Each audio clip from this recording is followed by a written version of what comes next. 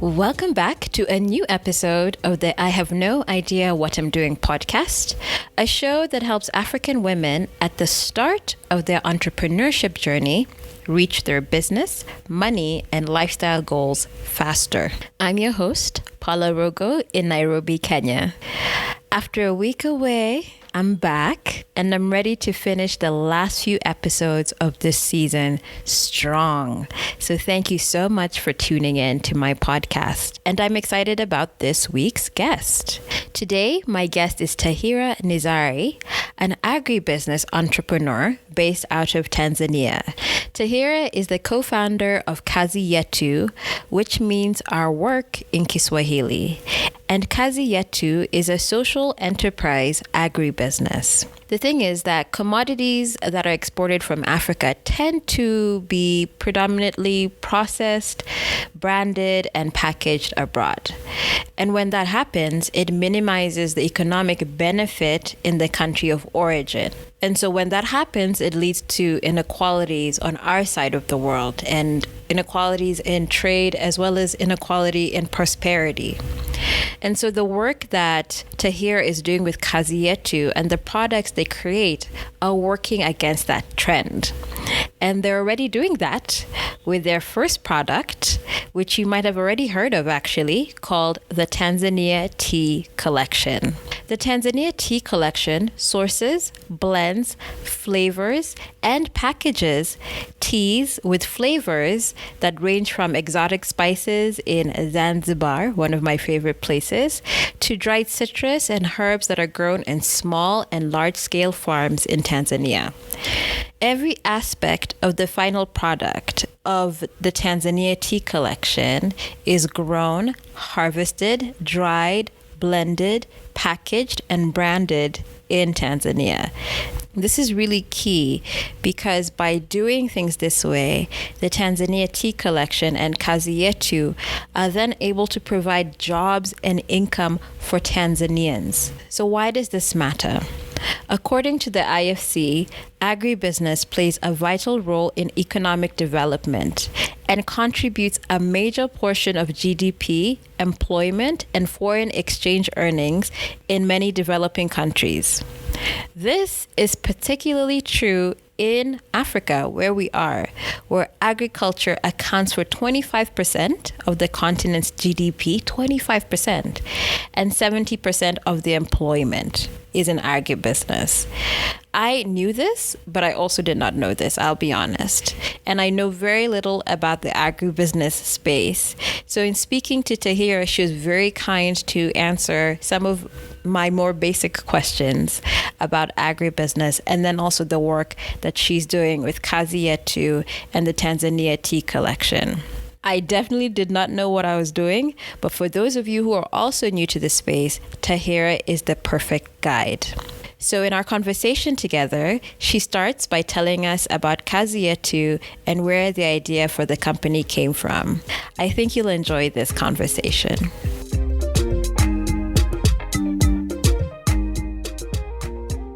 Great. So Kazi Yetu is a social enterprise. We consider ourselves an agribusiness.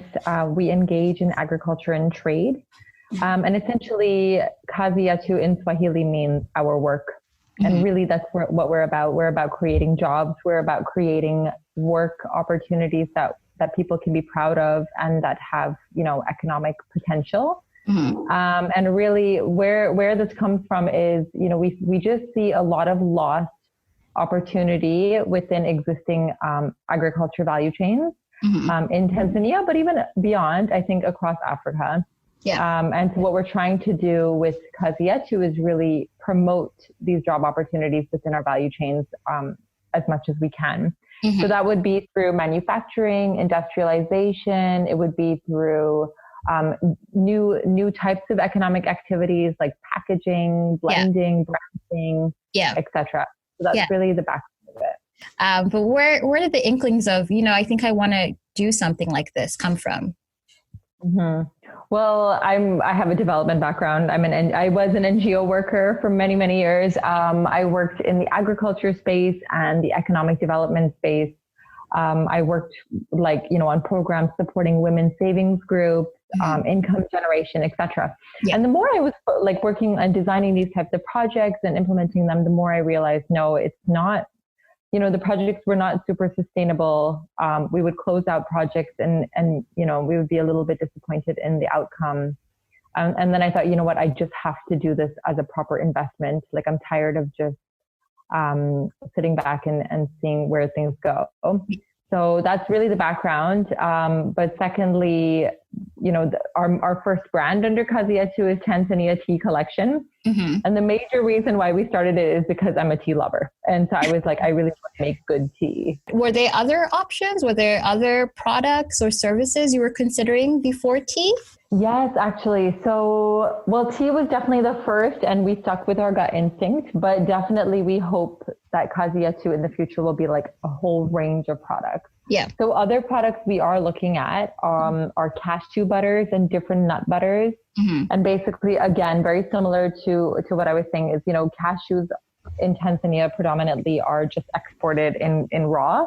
Mm-hmm. And so what we're trying to do is say, hey, why don't we focus on processing and packaging here? Mm-hmm. And then sell it as a final product. So cashew butters, and then we're looking at oils, basically anything that's agri-based that has the potential for value addition. Okay. So basically, what is agribusiness for those who don't know? Why even choose to go into this particular sector? So agribusiness is essentially anything that you can do within buying and selling of agriculture products. So it's a huge industry across Africa and across generally the global south. And so, for example, in Tanzania, it would be, we grow a lot of cotton, we grow a lot of coffee, cashews, tea, maize, etc. And so really it's everything from the farm level all the way up to the marketing level and, the export level. Yeah. And so, even the input supply levels like seeds and fertilizer and organic inputs, etc. Mm-hmm. And so it is, just looking at the proportion of agriculture in the national GDP, it just makes such a big part of it. And it just, if you really want to have an impact and if you really want to create jobs, then definitely the agriculture space is, the future. Yeah. In a lot of countries across Africa. So that's really why we chose this space. And is Kazi Yetu specific to Tanzania, or are you looking to do work outside in other African countries outside of Tanzania as well? I would love to do it across Africa. So one thing that's really interesting for us, one thing we are promoting is traceability. And so ideally, someone sitting in Europe, picks up our tea or another product and scans the barcode on it and would be able to trace back the product to its origins. Mm-hmm. And I think it would be really cool to have, we have different climates across Africa. We have different terrains, different commodities, different crops. Mm-hmm. And it would be so cool to have vanilla from Madagascar blended with a black tea from Rwanda, which they have beautiful tea grades there, and just have a complete range. And then someone can just experience the entire journey of their product. Yeah. So yes, we would love to go across Africa. And this idea of a traceable product and being able to trace it all the way back to, its original form and even who made it. Why does that matter when you think about global trade and global business? That's a great question. I think that globally consumers are shifting towards this ethically conscious, socially conscious consumption. Mm-hmm. People want to know that what they're paying for and through their consumption, that they are not having a negative impact on the environment and on people. Yeah. Especially recently with all this, these issues of labor in the fashion industry and child labor, etc. And so really people are willing to pay a little more to have a positive impact. Yeah. So that's really why we think traceability is the future. Yeah. And we'd love to pioneer that. And so with the Tanzania Tea Collection, can I trace where my tea is coming from? So, we're at very early days of this. So we're just prototyping right now. So if you did scan the barcode on our packaging, it would take you to our website, which tells the stories of the different farmers and where the tea comes from. But we want to go way further digitalizing it. So. One day. Yeah. So what I really loved about reading your story and the work that you're doing with Kazi Yetu and then also into the Tanzania Tea Collection is how you're trying to sort of bring the value chain into the country as well, so that those who are, all processes of making the tea gets to stay within the country. So for those who are just like, they're saying words I don't even understand. What is a value chain, and why does it matter that it stays within the country? So essentially, a value chain is, if you just visualize a horizontal line with different, points across it. The first point on the far left would be, your farm, and the final point on the far right would be your consumer. So really, we're #farm to cup. And essentially, and so a value chain is like every player that's within that one line. Yeah. So, and it's not just a farmer and it's not just a packager. I mean, there are so many middle players. There are traders, there are off-takers, there are processors, etc. And so the current tea industry in Tanzania, aside from Kazi Yetu, I would say probably 90% of the tea from Tanzania is exported in bulk, and it goes through tea auctions in Mombasa. And so, that means that the jobs are being created, for example, in Hamburg, in Germany, where they have massive tea packing facilities, etc. Yeah. And so it is a lost opportunity, especially for women. Women are not super involved in the agriculture sector aside from at the farm level. And so by bringing these jobs back, we are creating, these new types of job opportunities. Right. Because when you're saying when it's in bulk and it's in Mombasa, you're saying just the tea leaves themselves are in bulk, not like it's not bulk of the final package of tea that is at the port. It's literally just the initially processed tea, which is just like basically once it's been plucked at the farm level, it goes to an initial processor, which crushes it and tears and curls kind of thing. It's a CTC tea, or it can become like a rolled tea. But essentially, they throw it in sacks, they throw it on trucks, and it goes off. Right. So really, it is basically the bare product.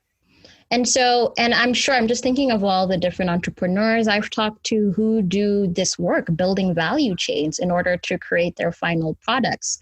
And so I want to ask you, when you first started the Tanzania Tea Collection, did you intentionally start it knowing that you wanted to build and create the value chain within the country? Or is that something that came as you started to see, sort of go through the process of creating the final product?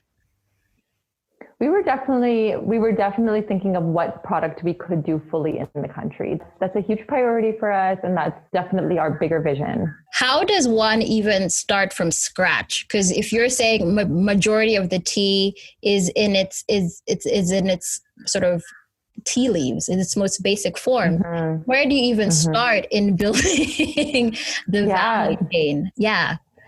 Honestly, it started off like I was sitting on my dining table at home and I was like Googling suppliers of like teas, herbs, and spices across Tanzania. And literally we visited a bunch of farms and we spoke to a bunch of farmers. We asked them for samples, and then I just went home and I started blending my own types of tea. And just, as I said, I'm a tea lover, so that was a really fun process. And then, we decided on recipes, and then we said to the farmers, hey guys, we're really interested and we want to support you. This is a long-term partnership. Yeah. And then we said let's grow together. Okay. And that's really how it started. And literally even like the packaging and everything, it really was, on our dining table at home. Can you give me an example of how you built a particular part of this value chain, or a part of the value chain that really needed work, and what you did to sort of pull everything together? And I know it's messy. I know it's not as easy as this is exactly what we did, but I'd love some insight into how you went about it. We were definitely a bit idealistic in thinking that at the farm level, they don't need a lot of support. And so I would say that we've spent a lot of our time actually supporting the farmers in terms of like quality of the teas, herbs and spices, and quantity, and just generally like quality control, etc. So that's really something that we've invested in is, regular monitoring visits at the farm level, providing training through different local institutions, etc. Okay. And so, I'm hearing I'm hearing things like I went to farms, I met farmers, I sort of blended some of my own tea, I built a factory. What is the timeline in which all of this is happening? So we started in early 2018 with like the idea. Our first like mini factory, which was like half of a house that we rented out, was end of 2018. So really, it's been 1.5, 2 years. Wow. It's been a complete roller coaster. Yeah. But we are now in a facility that I can say we hope to grow in. So that's exciting. Excellent. And how many farmers did you start working with? And how many do you have now? So we started with like just the bare minimum of the farmers for our basic few early blends. I would say that was probably like 40 or 50 farmers. Now we're at 250 farmers. And that's across 14 farms across Tanzania. So some are cooperative, some are, outgrower schemes, etc. And then we've created this kind of new Farmhub model. And with that, we hope to scale up to 4,000 farmers. Wow. So what is this Farmhub model? Can you explain what that is? Yeah, definitely. So as I mentioned, a lot of the investment that is required needs to go down to the farm level, but we need to be really strategic on what areas we invest in. And so we after like a lot of trial and error of discussing with the farmers, we were like, okay, what do you guys need? And we realized it's like equipment and infrastructure, like a solar dryer or like harvesting equipment. So like literally like plucking the tea off of the bushes and stuff. And these are things that they can't afford. 100%. They do not have the finance for it. And also, they just can't invest in such tools, etc. So we said, look, we would invest in that for you, in these hubs. So like, we would, for example, invest in a solar dryer for a group of farmers in a common geographic area. And then they would share that, and then they would in turn increase quality and quantity. And they can pay back in time, like over time with the product. And so we've piloted it. We're doing that with a mint farmer. She's like a mama up in Moshi, and she needed a solar dryer. So we got one constructed for her. And we said, look, mama, pay us back in mint over the next year and we'll track it. And she loved it. She was super happy, and we're really happy with the results. So we hope to scale that up. And so do you have a sense of how many jobs you've been able to create from this product? That's actually a great question, and I should probably know exactly the answer. Yeah. But it's really difficult, especially in agriculture. I would say it's really difficult to measure jobs because a lot of the farmers are actually smallholders, so they own their own land, and it's not a matter of like entering into a job and exiting out of a job. It's just like the income. Yeah. So I would say, we've really hiked up the income for all 250 farmers. Yeah. In our factory, we employ 15 women. Wow. And then across the value chain, in the peripheral. So, through local printing of labels, of course, we contribute to job creation there, et cetera, et cetera. So it's definitely, I guess it boils down to what we would define as job creation. Yeah. And so for someone who is trying to build a value chain from scratch, whether or not they're in agribusiness, I know there's a lot of trial and error, but do you have any actionable steps that someone can sort of take into account when doing business? Yeah, that's a great question. I mean, 100%, in most of my conversations, it comes up about the balance between supply and demand. And this whole value chain framework definitely helps with like understanding both sides. And so I would just say, make sure, you map out both ends, and they should meet somewhere in the middle.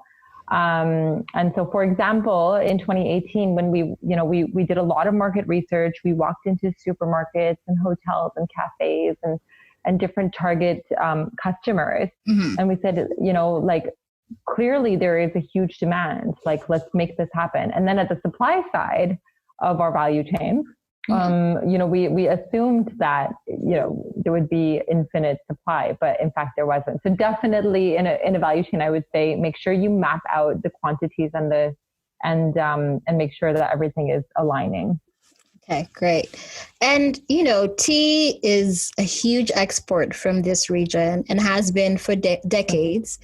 What is the unique selling point, or what is different or new that the Tanzania Tea Collection brings to the market? So one thing we do, well, first of all, yes, you're absolutely right. East African tea has beautiful grades and internationally is very competitive. We're up there competing with Chinese tea, which is beautiful and historically just really, really great grades. And then Sri Lankan tea and Indian tea. Kazi Yetu tea, basically Tanzania Tea Collection. I think our USP, one of them is that we blend in spices and herbs as well. And all of our spices and herbs are completely naturally, organically produced. And we don't add any of that like artificial flavoring. We don't add any additives. And so again, with this growing global consumer demand on like health products and just being completely conscious of what you're putting into your body, that's definitely a huge plus. And of course, it helps us impact more farmers because we're reaching not just tea farmers, but also like herbs and spices farmers. And what are some of your favorite tea blends from the collection? I'm definitely a huge masala tea fan. Yes, that's a must. So, yeah, exactly. So that was our first blend, was our cinnamon spice tea. So literally that's like all day, every day kind of thing. Yeah. And then I love our herbal tea. It's a hibiscus tea blended with ginger and star anise. So it's caffeine free. So I'm always sipping on that at night after my dinner. And are all of those herbs and spices grown locally? Yeah, exactly. So they're all from regions around Tanzania. That is amazing. Who is the target for this product? Well, so internationally, I guess globally, we're looking at the growing kind of middle class that's, aged 25 to 45. Half of them are millennials that are very, very interested in impactful products. The other half are, very well-traveled people who, who are interested in stories and products from around the world. And so when we look at the European market, for example, we're looking at, these growing like Whole Foods, and organic shops, etc. Locally, we're also selling, across the markets, so supermarkets, hotels and cafes. And then we're looking at South Africa, and South Africans are very interested in impacting, people around sub-Saharan Africa. So that's a really interesting target market as well. And so as I'm thinking about you and agribusiness and thinking about even just the teas and the spices you're talking about, how does climate change play a role in the work that you do? It 100% impacts us. From a supply side, it impacts us. So for example, if it's a very extended rainy season, then it's really hard to secure supply. For example, going back to my example with the Mama and Moshi with the mint, the reason why she couldn't supply us mint is because of the rains, and she didn't have a solar dryer, which is why we invested in that. So definitely, this unpredictable weather patterns, especially during the rainy season, it does directly impact our supply. In terms of, I guess, climate change and being environmentally conscious, yes, one of our main priorities is promoting only organic production, which means zero use of chemicals, which means like less erosion of land, etc. And then also all of our packaging is environmentally friendly, so recyclable and or biodegradable. Yeah. And, it's been 2 years and that you've been doing this. And, I was reading the Forbes article that you featured in earlier this month. And you were talking about how things were this was finally your year. You'd done the work of building and putting things into place, and then COVID hit. But how did COVID affect the business, and how you're managing it now? It's been really tough, and it still is really, really tough. So definitely from a demand side, one of the reasons what I was saying in that article was this was going to be our year. And the reason for that is because we were gearing up for huge exports to Europe. The bad news is it was super delayed. The good news is it is on its way there. So hooray, Europe will soon have our tea. Great. In big stock. So, but once it gets there, it's also still going to be hard because a lot of the shops are still closed. A lot of the distributors are just really overwhelmed. And so it's really hard to secure B2B relationships right now. Yeah. And then also locally. So a lot of our bread and butter was the tourism industry here. So a lot of the hotels and gift shops, and like overnight, they all shut down. And like basically, to be completely open with you, we've been making a loss the last, however many months. And I think everyone is in the same boat. So I'm not going to complain. Yeah. And then also, as I mentioned in that article, we did have a case of COVID in our factory, and we did have to, shut down for a while and kind of just change the way that we were doing things, health and sanitation wise. Well, I'm assuming this is probably the toughest and hardest time in your business so far. What have you learned about yourself from this time? I mean, of course, like the problem solving thing, I think to be able to start a business, we're all problem solvers. But to be able to pivot very quickly and very strategically, I think definitely I learned that I could do that, basically. Yeah. And just taking really calculated decisions in a way that, you can't look back, just keep going, just keep hustling. Right. And that's something that you only know when you're thrown into the deep end with like a very thin life jacket. Yeah. And was that what it felt like, I guess? Like being thrown into the deep end? 100%. Yes. And it's really frustrating, I think. I think it's important that we all remain super optimistic because, we're all doing what we need to do. But it's been really, really disillusioning. Yeah. Can I ask, before COVID, what would you have said the toughest part of the business had been? I think like the really early starting days. So it was something like, we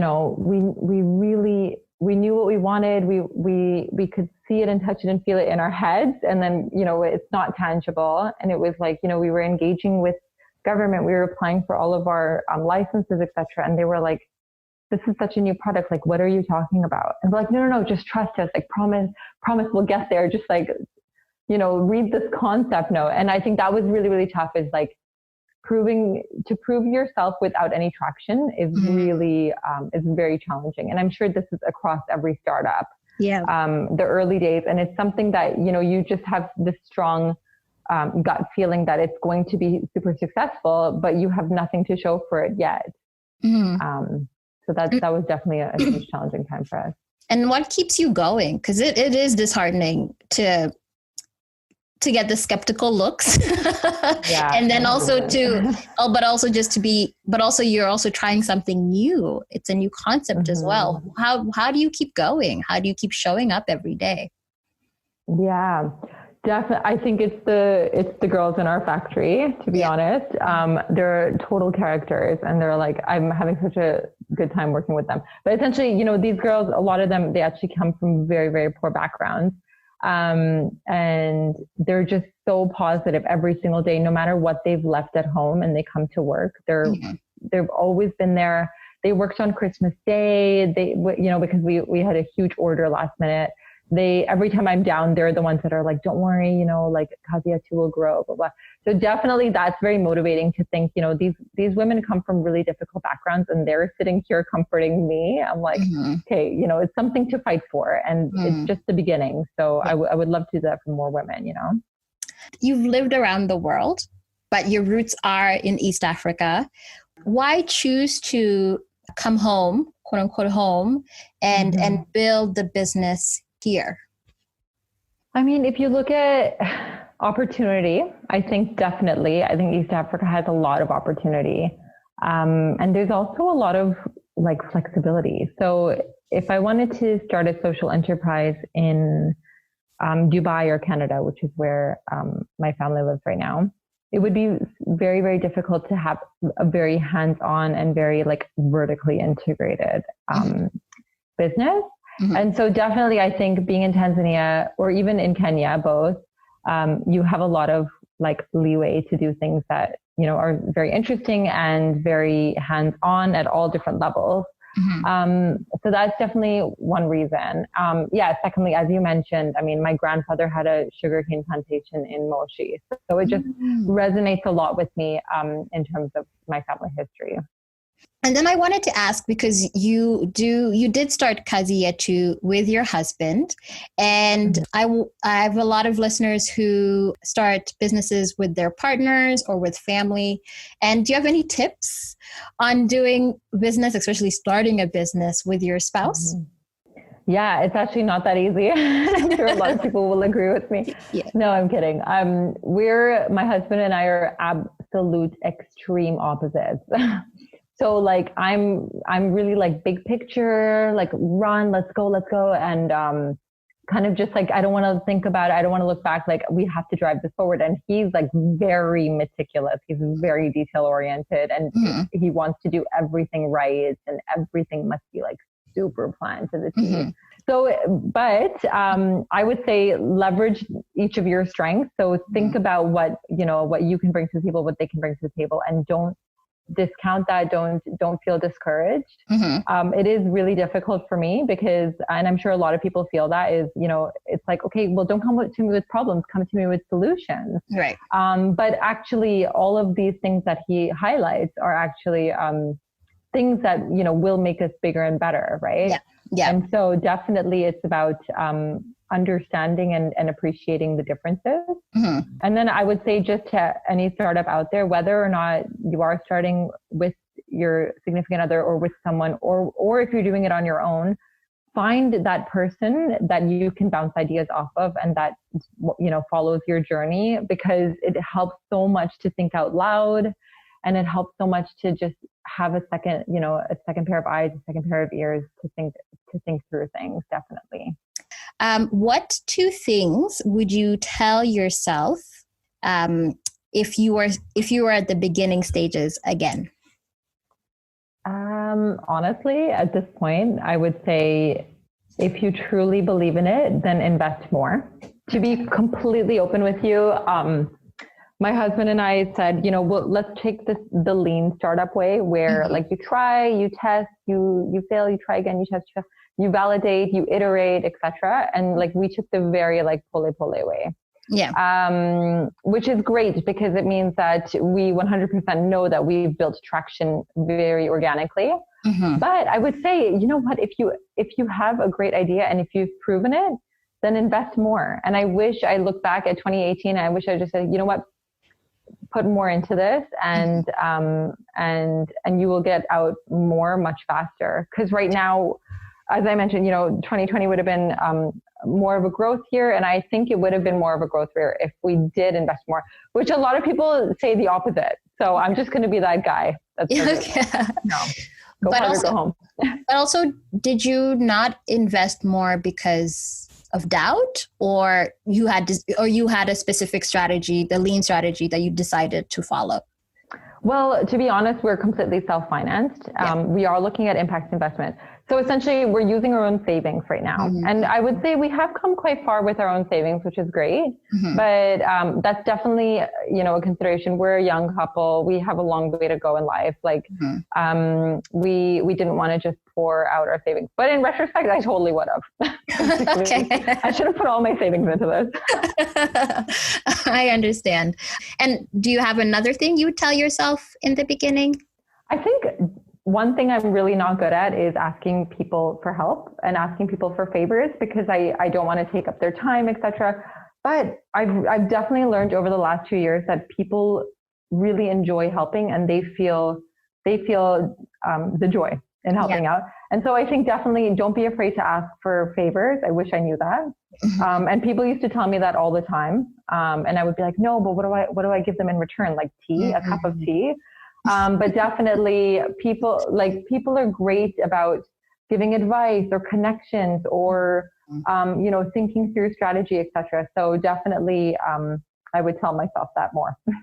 And like I'd mentioned to you, I have a segment called I Know What I'm Doing, because this podcast is called I Don't Know What I'm Doing. And in this segment, we talk about, for a few minutes, something that I say, something that you believe you are really, really, really good at doing. And it doesn't have to do with work or business. It can be anything. So if I was to ask you, Tahira, what is one thing you are great at doing? How would you answer that question? I always look at the glass as half full, but that's nothing, like that's super cliche. No. Let's talk about that. So have you always been a glass half full person, do you think? I've always been a person with, I'm a super idealist. I'm a super optimist. And I think that's definitely what's helped us grow this business, is like, you just keep driving no matter what happens. And I think that a lot of friends and family do come to me for advice, etc. And what I love doing is making them feel good about what they're doing and about themselves. And what I love doing is saying, look at the positives, look at, what you're doing, what you're changing, and how you can do better, rather than thinking about, oh my gosh, well, this is not going to work and that's not going to happen and that person's not going to help, blah, blah, blah. So definitely I would say, one of my biggest things is about being optimistic. Thanks, Tahira, for this great interview. The Tanzania Tea Collection has amazing tea options, including cinnamon spice, ginger mint fusion. I actually really want to try that one. Hibiscus star, cocoa choco, Kilimanjaro green tea, and Kilimanjaro black tea, among many others. You can find these products and more information on the Tanzania Tea Collection on the Kazi Yetu website. This can be found in the show notes. Thank you, Tahira, for speaking with me. And thanks to season 1 guest, Tanya Mulamula, for recommending Tahira for the podcast. If you'd like to recommend an entrepreneur for this podcast, you can find the link to the recommendation page in my show notes. I have just a few more episodes of this season to go. And I want to know who you are and why you listen to this podcast. If you have listened to all or most of the episodes this season, I'd love for you to take 10 minutes of your time to fill out a survey. It would really help me in preparing and pulling together the podcast. You can find the link to this survey in the show notes, and thank you in advance for working on this. Okay, that's it. Thank you for listening and have another great week. So be it, see to it.